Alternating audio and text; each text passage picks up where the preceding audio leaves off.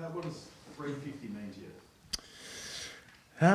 It means a long time in the game. I think, yeah, but it feels like only yesterday, to be honest. It's a privilege to play in the competition. I remember game one, and 18 years later, it's pretty special. It's even more special to play it in a place like this and enjoy the environment as much as I have. And we're going to really enjoy it as a family and I think as a club. I heard you say last night you have taken not the liberty, but a few moments to look back a bit, which is pretty rare, I would have thought, in an AFL career. Yeah, very, very rarely do you ever sit back and reflect. It's sort of only the milestone moments that you do. So it's been nice to reconnect with a few old teammates and a few wonderful phone calls during the week of players that I played with a very long time ago, and it's been nice to sort of reflect on those sort of moments and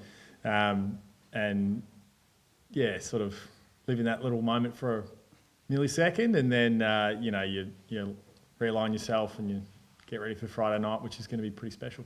Was there one name that flashed up, Patrick, that sort of caught you by surprise in terms of flashed up in your phone, or a number you didn't know and gone, I wonder who this is?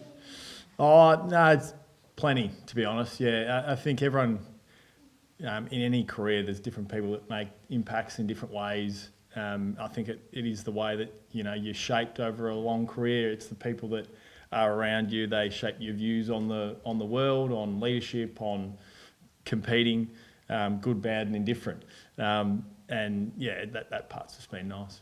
You obviously talked about what the milestone means, but we've been playing this for 120, 130 years of VFL AFL footy. You're only the 25th person to do this. You had a real historical sense of the game. Does it further, I suppose, get magnified by being only the 25th player to do this?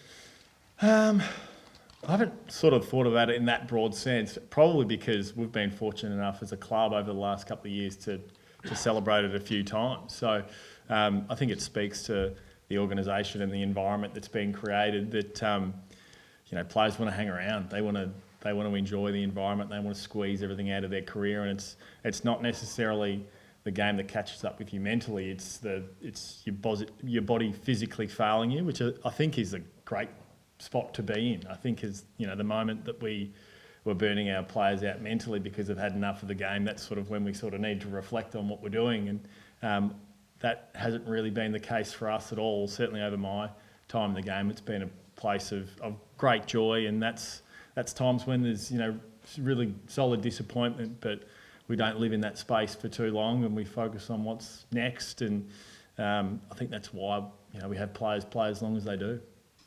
Patrick, just on your body, you've had to manage it through. You're playing a lot more forward. How well do you think that's set you up, and how are you feeling about it?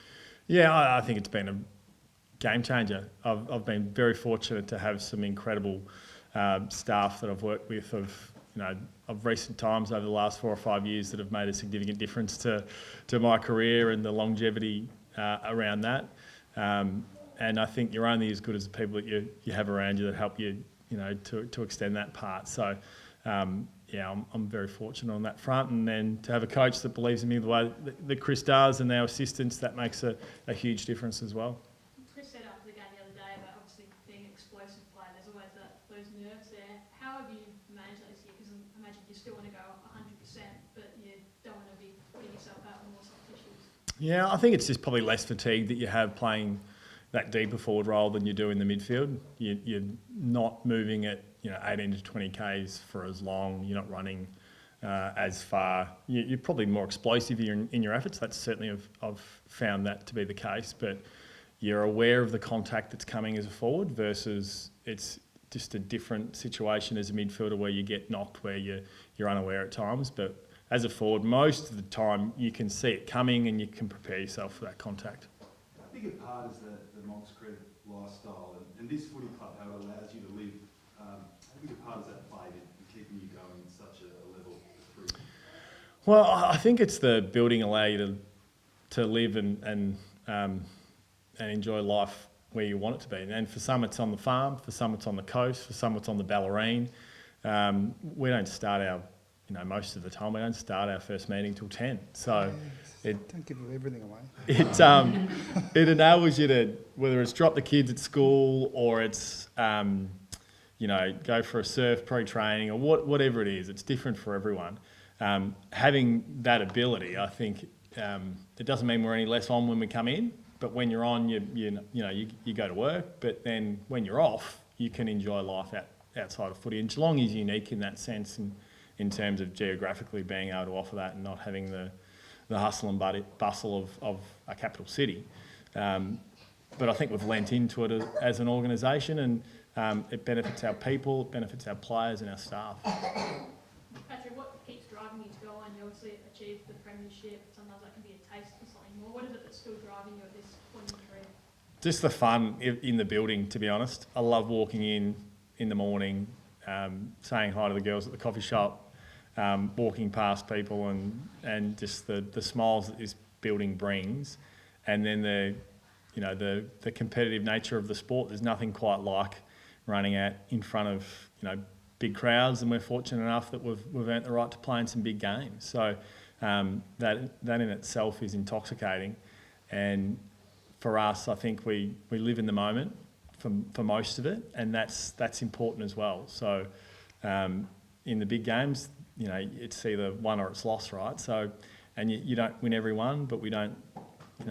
The games we lose, we don't spend our time, wallowing of why me. You learn from it, and then you push on, and you come in Monday and you reset and go again, and that's such a strength of the building, I think. Paddy, what do you make of the whiteout concept? Yeah, I think it's fantastic. It's a great initiative by the club. Obviously, we've seen it really successful overseas, and it's going to be a wonderful occasion tomorrow night. Friday night footy on any calendar is great. We love being a part of it as a club. Night games, there's something special about it. So then to white out the ground the way that it's going to be tomorrow, I think it's going to be a great spectacle. Chris, 2015, a lot of the discussion was Willie or Whitey come back to Geelong. Do you have any memory of when that call came through to you that we got Danger?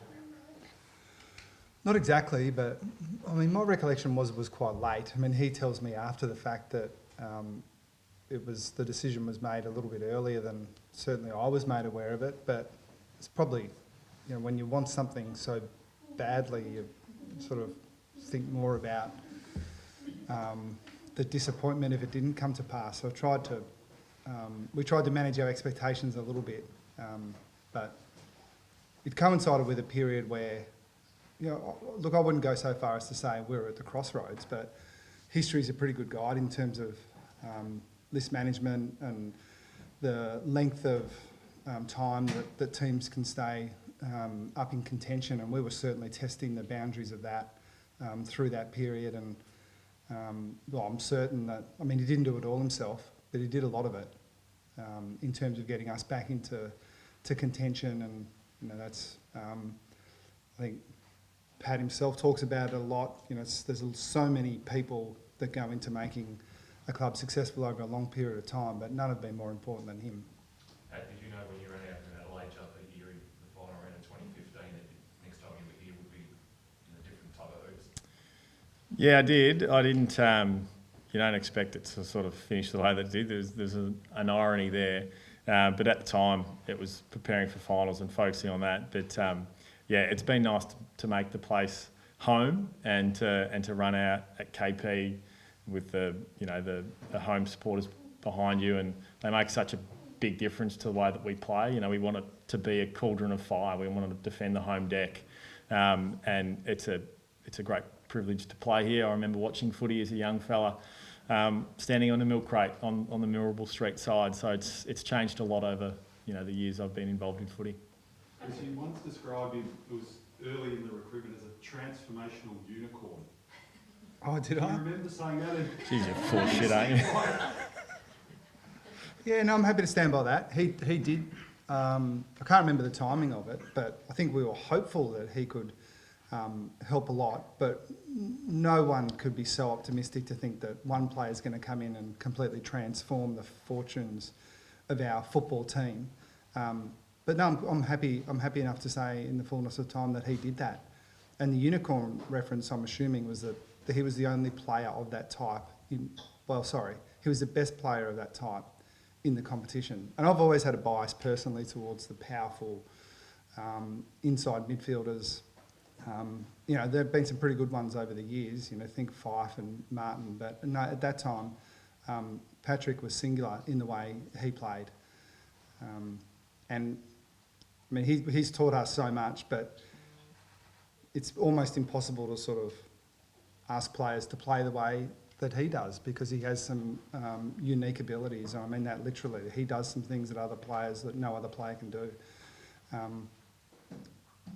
But then that was the on-field part. The part that I certainly hadn't thought that much about was the impact he could have on us off-field. So he's been a statesman of the game for a long time, been the voice of the players in many ways, both formally with his role at the Players Association and informally behind closed doors. And it's a rare ability to be able to, you know, converse with the 18-year-old draftees coming through, make them feel comfortable, and then the next minute be on the phone to Gillon McLaughlin talking about high-powered negotiation.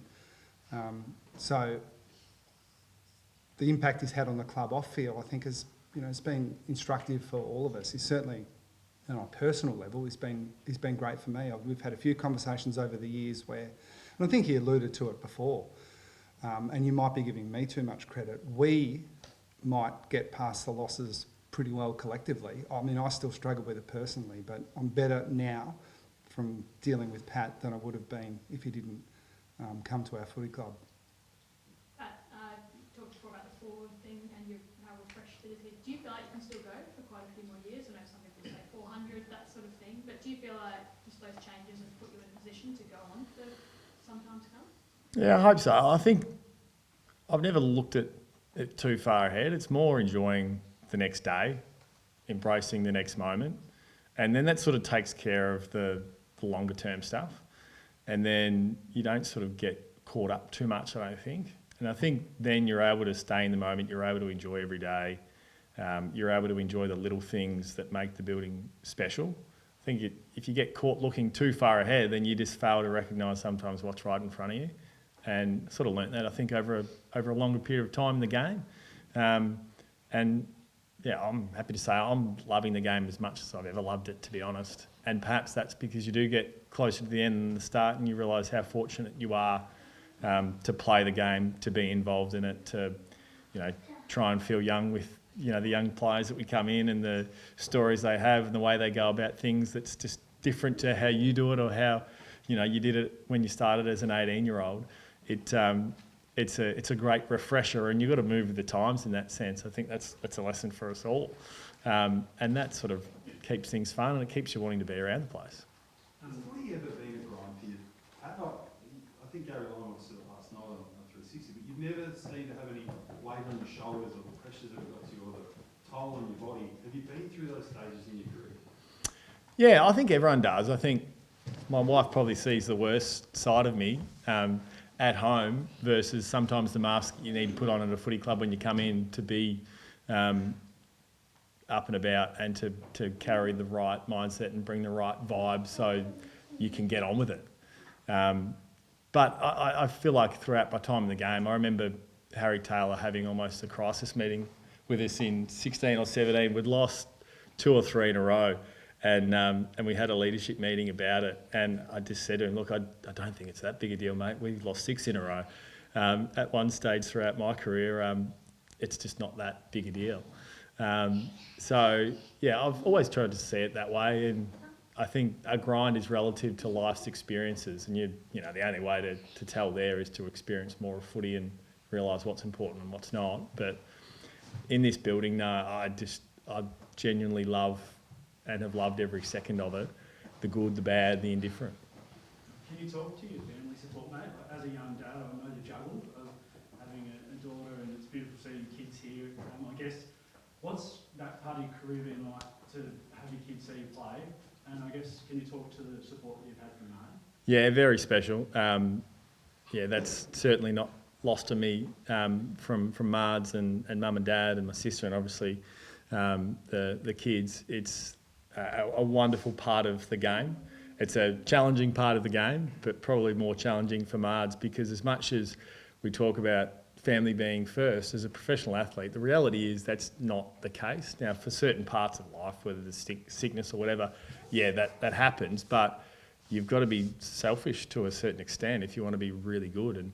And Marge has been incredible understanding that, whether she says that to my face or not. But she's a competitor herself. She likes winning, and she likes the Cats winning. So I think you're only as good a support that you have around you, and I've been super fortunate to have that. And it's one of the things that we really promote as a club. You know, if we lose a game, it's not like you're shutting the doors to anyone coming in. You come in here after a loss, and it's a bit of a circus because it's kids running around. There's noise, and that hasn't always been the case in my career. But I think that's a really unique part of the building that's pretty special to have. Just on Anglesey Footy Club, mate, been from Torquay, Yeah. Times News Group.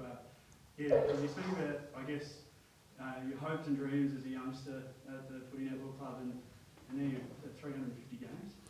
Yeah, I mean, that's where it all starts. And yeah, I remember running out as a 16-year-old there, and I still love going down to the footy club now and coaching my son's team in the under-9. So that's a great club to be a part of. It's where footy starts for everyone at their local footy club. So to be able to combine that with professional sports is a really special thing, and to be able to keep that connection now. You had enough, Flick. Just one more. Your attack on the ball, is that a learned thing, or does that come from mum and dad? That's probably mum and dad, and I think my view had always been, if you go as hard as you possibly can, then your body prepares itself for all the contact that may come. If you leave 10% in the tank, then you just, your muscles aren't quite as prepared or as ready for contact, and that is where you open yourself up to injury. So for me, most of the contests I've been in, it's go as hard as you can. It doesn't mean you win every contest, but I think it does prepare your body for that contact, and it enables you to do it often and consistently. And it's sort of been a part of my game that I've tried to pride myself on. Chris, Brisbane haven't won down here since 2003. You actually played and kicked a goal in that game. Is there anything to that when they've had such a poor record, or you've had such a great record against them down here? Look, I probably think it's more a question for them to answer. I wasn't aware of it until half an hour ago. I continually give the same boring answers on these themes, which is, 6 months ago. Last time we played them doesn't feel that relevant. That was round 3 or 4, whichever way you look at the draw. They beat us in a prelim final. They've been a very, very good team for the last 4 or 5 years, the premiership team. I think that's a lot more relevant than their record down here when none of their players were in that team. So yeah, maybe ask them, they'll have a better answer and more interesting one than I have. Do you detect they're up for this? They've come down early. Their game, they've just been a little bit off their tucker. We spoke to their coach earlier, and there is a sense that, I know the game's at 4 points, but they seem really locked in. Okay. Yeah, I hope so. We are. High stakes game. So yeah, I would expect nothing less. I am sort of the view that you can't try harder than 100%. So that's what we're expecting from them. And yeah, we're completely respectful of the quality of the opposition. They've beaten us the last couple of times we've played. Premiership team, all that stuff's sort of pretty obvious. I wouldn't promote the fact that anyone think about their last couple of weeks and think that they're going to be less than the premiership team they are. Chris, you don't have a like-for-like with Sam Duconi, so you obviously do what you did from midway through the second quarter on, shuffle things around, but I suspect goes back.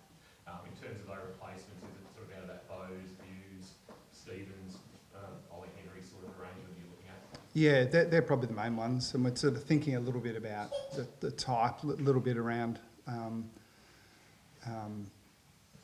who's most ready to play. Those guys are all very much in the mix, but yeah, we haven't completely decided on that team. The teams don't go out until tonight, but then, did you mention Ted Closey? He'd be in that mix as well. So those 4 or 5 that you mentioned are the right ones. Is there a temptation at some stage to play George Stevens? Is there anything else you can do? There's nothing else you can do, is there?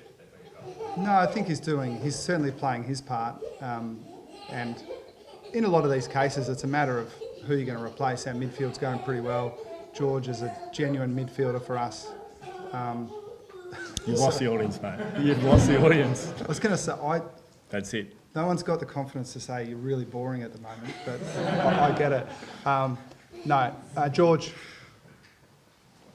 is playing well enough to be in the team. There are just some midfielders in front of him is the short answer. How's Reece Stanley's body holding up, Chris? He's shouldering a big load at the moment. Look, he's in great shape. I've bracketed he and Mitch Duncan together too often already this year, but those guys that weren't in the team early in the year have played their way into the team off the back of good form, obviously, but they're in really good shape as well. So we actually don't think that Reece has had a huge load. We think he's really primed to continue to play well for the moment. So we'll think through how we manage some of those older guys in the second half of the year. But, I mean, Pat's an example. Is just they're in really good shape. There's no reason to think that they can't play at their best. Reece is, certainly in that bracket. Last one, Tom. We'll go two more, it's all right. Just with Conway's body, there's a few issues there. Is that one area where you're a little bit light list-wise? If Reece does need a rest, will he go down? No, Toby Conway's in full training now and starting to look really good. And Mitch Edwards is the other one, is young ruckman. So, look, it's with ruckman, you rarely get the balance perfect. You've either got too many and you've got guys in the VFL, or you don't have enough. We're really confident that we've got some options, even outside those two young ruckmen, who we think are very capable of playing AFL footy this year. But I think maybe it's forgotten a little bit. Shannon Neal's a 203 centimetre ruckman forward, blitz halves. Taconi will come back in 4 or 5 weeks. So we actually think we're pretty well stocked for ruck support. Mitch, can you just confirm that? Yeah, he was well on track. So those two guys, look, we haven't got a ceiling on them, but especially for those like you, Tom, that watch our VFL program closely, we're not going to rush them into the AFL team. They're aware of that. They need a really good body of quality VFL football before we start thinking about them. Now, it's going to get tempting because I suspect that they'll both play really well. But we think it's only fair on them, with the preparation they've had, that they get their bodies right, feel comfortable playing at the level, and then play good, high-quality VFL football for a decent period of time. But we are only halfway through the year, so there's plenty of time. I thought you were going to ask about Tyson, 100 games. Yes. Do you want to say something or just make first? So just really quickly on Tyson, quite rightly, 350 games is a remarkable achievement, and Pat should take the majority of the attention. But we spoke to our players briefly about it today. 100 games is a really significant milestone. I think that's really the first time in an AFL player's career that they can say, I'm a genuine bona fide AFL player, I really belong. But not many players have had the ups and downs that Tyson's had across his 100 games. And the mark of a player, the ones we really admire at the end of their careers, are the ones that have overcome adversity. And we're not at pains to explain all the adversity that Tyson's overcome. A lot of that's private, and a lot of that happened well before he became an AFL player. Suffice to say that we're very, very proud of him for reasons you know about, and for some others you don't. Yeah, it's a wonderful achievement. The group pleasure for him this morning, watching his highlights, has been like it's clear to see the impact that he's had in a reasonably in a reasonably short period of time has been just phenomenal for us. And he was that sort of missing piece, if you will, in terms of the forward line for the 22 grand final. So he's been really impactful for us, and I've really seen him grow as a leader of the club over particularly the last 12 months, with the impact that he's having with our younger players as well. So we're a better footy club for having Tyson, chosen us. Thanks, guys.